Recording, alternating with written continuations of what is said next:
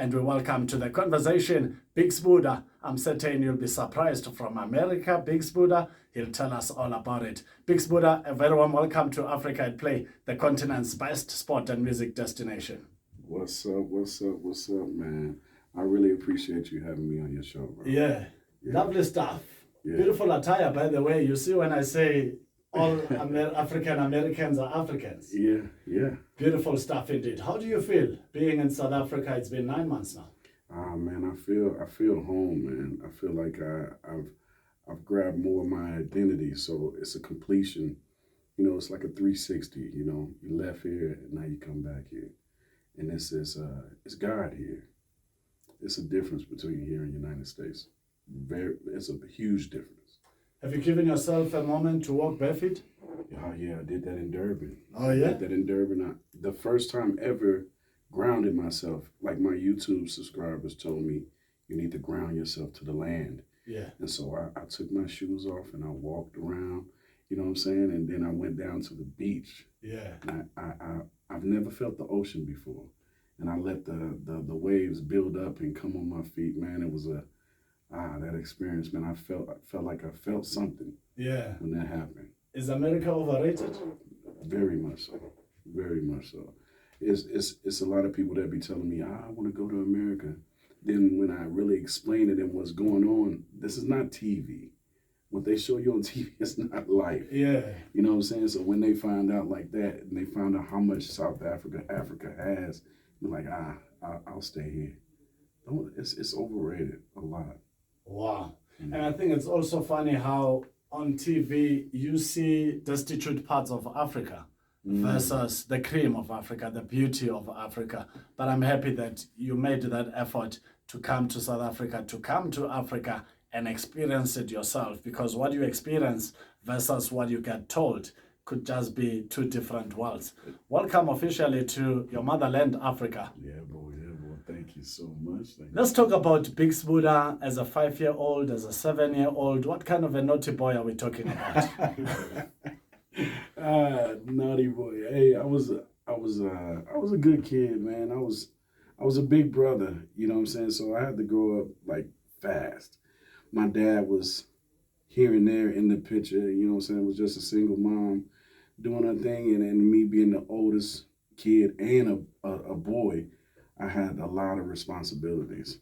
So it made me grow up mad fast. And I played sports. I was an athlete. You know, I was a scholar athlete. I had some mentions to Mississippi State. I ran track, played basketball, and played football. I'm 5'9". I used to dunk, so I'm just letting that out there. Hey, the boy had rises. Yeah. I had me and my mom. We were close. You know what I'm saying? She had me when she was 16. So me and my mom like basically grew up together. You know what I'm saying? And my dad was a musician, always traveling. And yeah, man, we lived in the hood, East St. Louis. And moved to a country place called Sbuda, Illinois, where it was like rural, black and white, you know. And East St. Louis was full like a Soweto.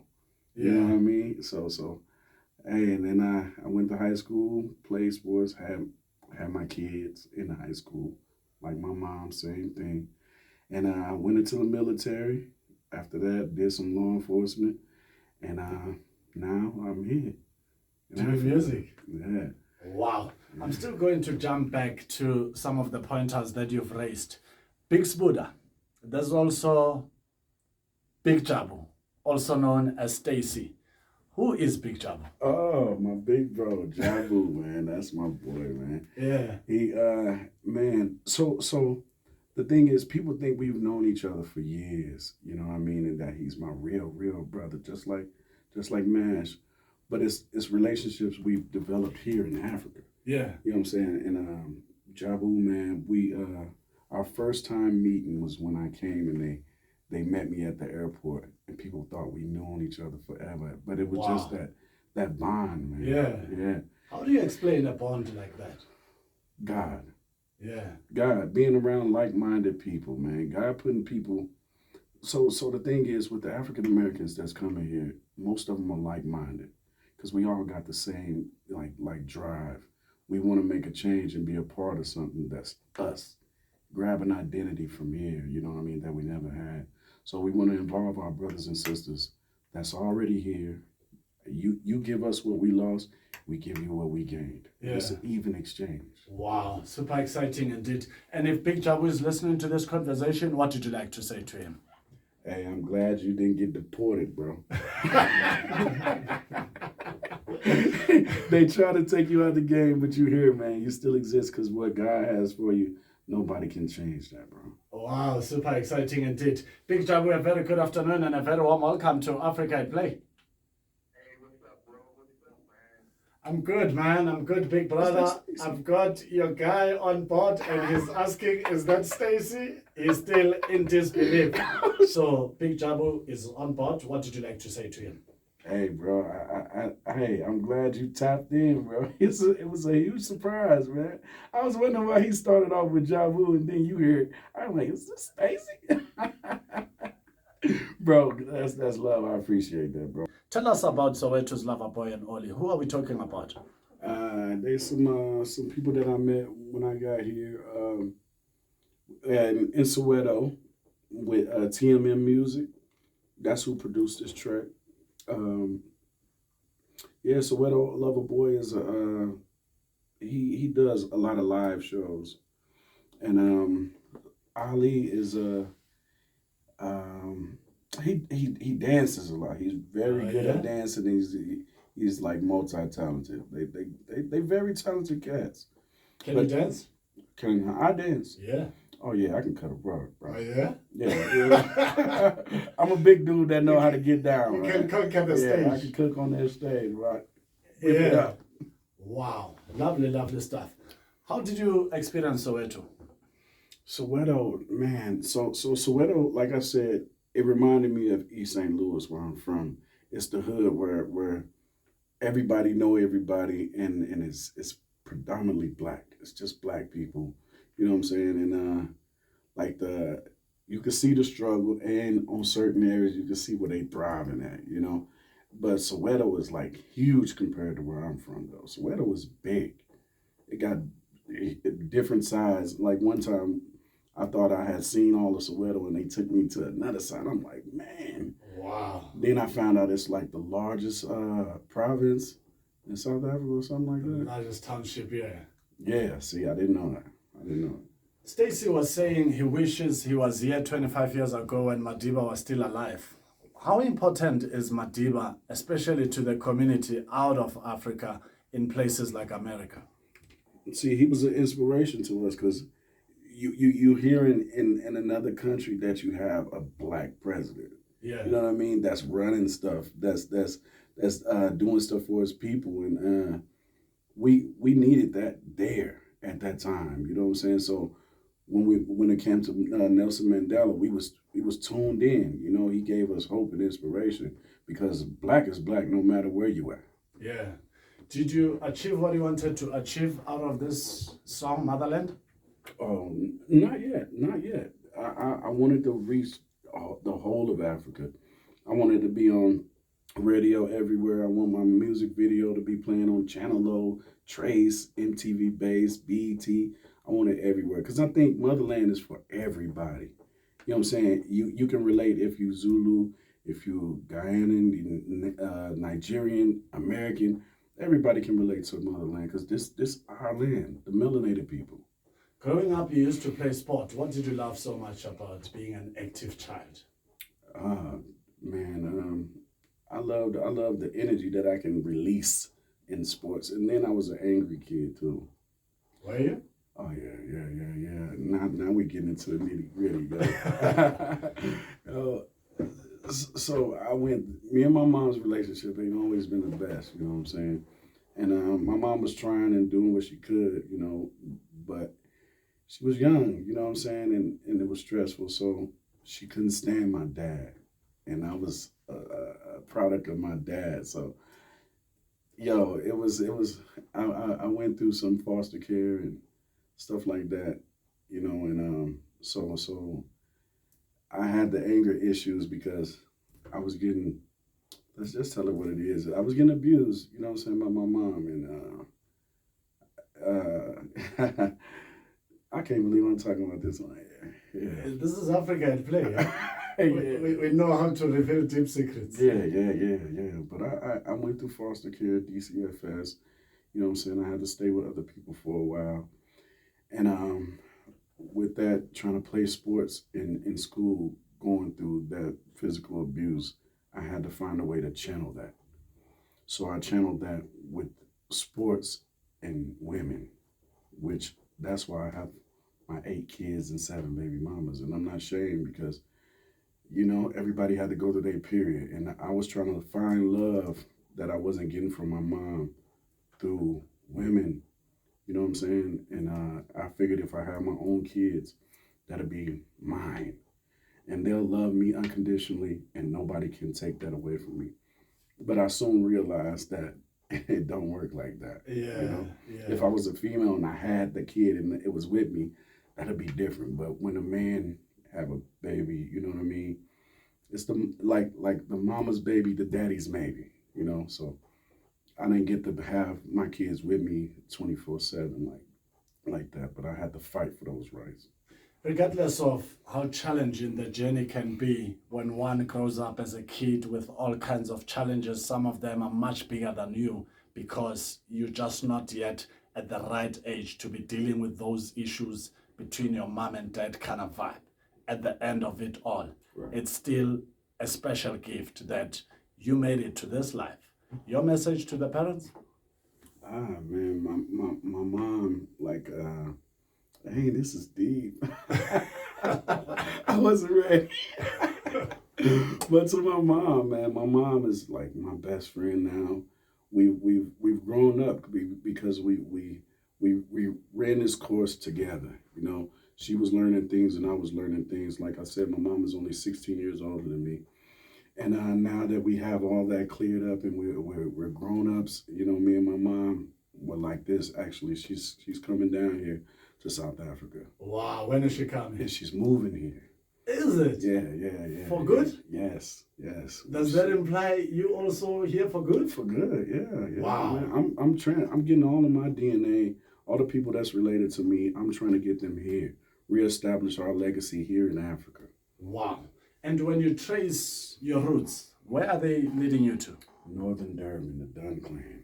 Oh, yeah? Yeah. That's why you were in Durban. That's That's why you went to the beach. Yeah. And you connected. I connected with And my you walked bare ancestors. feet. Yes. Wow. I didn't even believe in ancestors before, you know. But then when I got here and I felt that when the ocean touched my feet, when I grounded myself and I was walking on the grass everywhere, like I felt it. It was something spiritual that I couldn't even, you can't explain it. It's a out of body, like, I don't know, it was different, something I never felt before. Wow. Tell us about Nguwe. Guwe. That is with me and Jared Mash, my little bro. And it's produced by King Kazi and Cuba. Cuba is a big time producer here. He does electro. Yeah. And he's huge, man. So it was an honor that he let me feature him and work with me on Guwe. What's interesting with Cuba is that last week, our African Artist of the Day in Tabi was sitting right there. And she's also worked with Cuba. And I even asked her, is DJ Cuba from Cuba? And no, he's not. But it's good to see that the puzzle is coming together. We have you today. You're also talking about the same amazing work that he does. Beautiful stuff indeed. Still have the African king, born in America, but he knows for sure that his roots are in Africa, and he traced them in Durban, eThekwini. They say Durban rocks, and that's why he got there, and he was amazed with the experience, touching the beach and experiencing African soil, walking barefoot. What an amazing African story. I'm talking about our African Artist of the Day, Big Sbuda. But behind every successful artist, there's always people that are playing a role. It could be the collabos, those that come on board to sing with you, to form projects together, and we're talking about Jared Mesh, who is one of the artists that have been doing beautiful work together with Big Sbuda. Jared Smash, a very warm welcome to Africa I Play. Thank you for having us. Thank you for having us. Lovely stuff, man. This song titled Nguwe, you are part of it there. Tell us more about it. Yes, sir. So how the song came about was we had gotten the beat from King Kazi, and we just went in studio and wanted to involve the women. Wanted to make a song that, women shouldn't feel left out, like make a good love song, like happy songs. Yeah. It's a lot of sad music, so we're trying to healing music, try making healing music. So that was the idea. Fantastico. How did you meet Big Sbuda? I met him at Mall of Africa. I was doing promotion, actually. Wow. Yeah, I was promoting my own music, and then he was in doing a reality show, so they needed music, and that's how we got together. Where are you from? I'm born in Joburg, but my family's from Durban. Ah, lovely. Now it connects the dots, and his roots are traced from Durban. Yes, yes. Super exciting. And of course, there's always people that plays an important role to make certain that every artist prospers and gets to their target point in terms of their success in music. We've got OB, who is a digital advisor as well. OB, talk to us about Big Sbuda and the role that you play to elevate his music to another level. What's good, everybody? O'Brien here. My full name is O'Brien, but they call me Obi. So Big Sbuda is like a big brother, sort of like a father figure, big brother at the same time. You're losing your ways, he puts you in the right places. So my role is to basically make sure that his social media is good and all of it. Yeah. Are you loving what you see in there? If I'm being honest with you, working with Big Sbuda has been a life-changing experience. I'd rather put it that way. Yeah. Really? Yes. Wow, fantastico. Thank you, man. Keep doing the good job. I always say when Africans come together for a good cause, believe you me, they will show you flames because success is here in Africa. Big Sbuda, how do you feel, man? Having a team like this that supports your music, that makes it certain that when you prosper, you don't prosper alone. Man, I'm grateful to God that He placed these gents in my position, man. They actually like, man. So it's a lot of things that I don't know about South Africa, and what I don't know, they know, and I humble myself, because they're way younger than me, but I learned so much from them. But I'm glad that I'm humble enough to listen to them. A lot of OGs can't do that. They can't take no advice from a young guy and let them guide them. See, like Mash, that's my manager.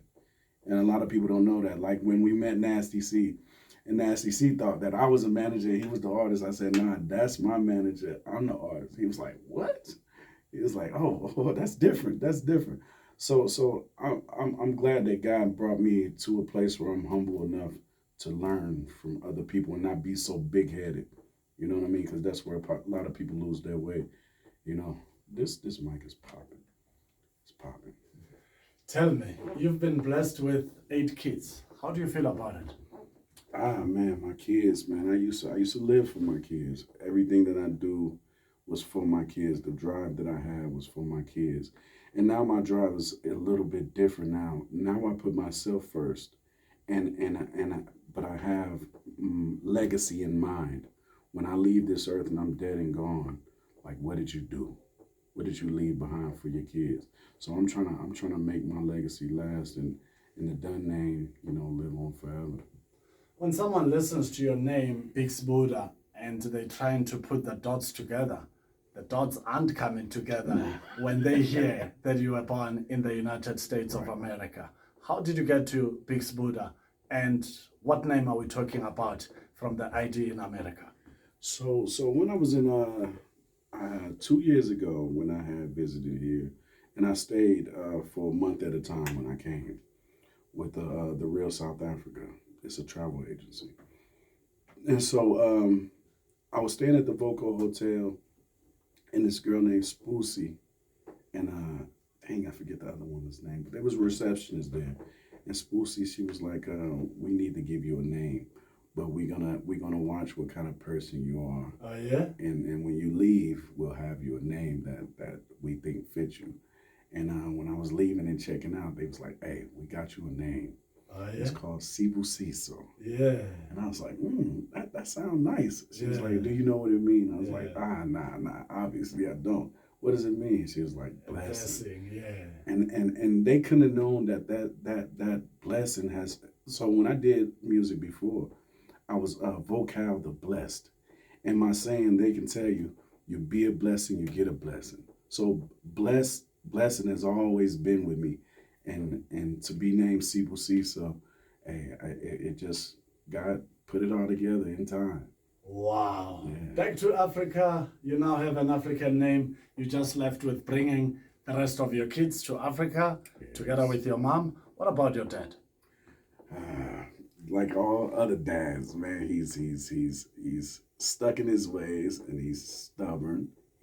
My dad is like very quiet. He doesn't talk a lot. Like it's a lot that I don't know about my dad because he don't like share stuff with us. But he's always been he always has been a visual. Like he's I can't explain it. My dad is not like super emotional, active, like none of that. He's my dad, but you know, he's like a typical dad, man. He don't get involved in a lot of stuff. Yeah. He's him. Wow. You've also been with the military. How was the experience and when was this? It was in see now I'm telling my age. I went in the military in 1999. Oh yeah? Yeah, that's a long time ago.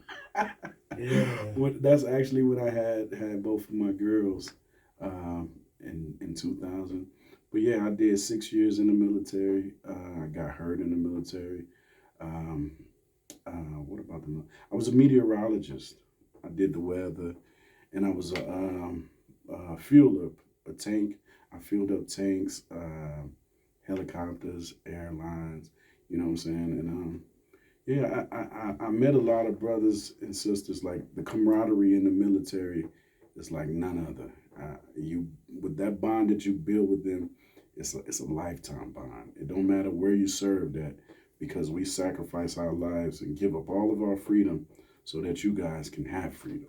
You know what I'm saying? So that bond that you have, you go through some stuff to get to that point. You know, so I miss the camaraderie in the military. There's 54 nations in Africa. How are you planning to tackle them in as far as visiting them is concerned? Man, I'm gonna just let God lead me wherever He take me. That's where I'm going. I'm a man of faith, and where God say go, like I came to Africa, He told me that He'll make me successful and He'll sustain me, and He said just leave, and I left everything. I sold my houses, my cars, left my kids, and I came here with not a plan at all, sleeping on Jabu's couch. Oh yeah? Yeah. So wherever God say go, I'm that soldier. I'm going. I got faith that God is going to make sure I'm gonna be okay. Period. Wow. And you're not a lightweight. I hope you didn't break Jabu's couch. Oh, he trying to hot me on live. Got you. Lovely stuff. Your thoughts on African music? Ah man, it's spiritual. Like that music, like you can sit there and try to not let that music get in you, and your body just gonna start reacting to it subconsciously. Your body just gonna start moving like a nerve. You know what I'm saying? And if like I said, it's God here, and through the music, like melanated people do, like we are music. Everybody done bit off of us. Country, rock, it's us, black people, melanated people. So music is spiritual. And when you on the continent, that's a whole different kind of spiritual music. Like it's different. Wow, magnificento. As we wrap up this conversation, how do people who were inspired by this conversation get to follow Big Sbuda, but also people that listens to your music and they love what they are hearing? Yo, so I'm patenting this Googleable word. I'm Googleable. You can Google Big Sbuda, and everything will pop up.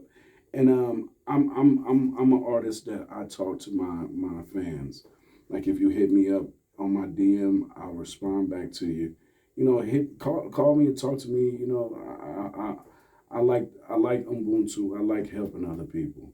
It's about making somebody better, and you never know what effect you can have on somebody just by speaking to them, just by saying hello. You love Ubuntu. Is there a song coming up titled Ubuntu? Now that you say it, it's an idea that's planted in my head now. Yeah. Yeah. See, Africa play great ideas on the table all the time. That's right. That's right. That's right. What would you like to say to African kids, especially those that comes from poverty-hit areas, and they feel like they are not going to see the light at the end of the tunnel? So to those kids, I can relate because I come from East St. Louis. It's the hood. If you ever look up East St. Louis, Illinois, you can see what I mean about poverty, struggle, and hood stuff. And I'm a product of East St. Louis, and I'm proud of it. You know what I'm saying? I'm going to always reference back to East St. Louis because East St. Louis gave me the grit and the grind to want to make it out of that place. But when I get up, I'm coming back and giving to my people. You know what I'm saying? So if you're from Soweto, Deep Slough, Alexandria, you know what I'm saying, know that you can make it out of that place. Just make sure your relationship with God is your foundation. You keep God first, and you be a blessing, you get a blessing. Be good to people, you get that energy back.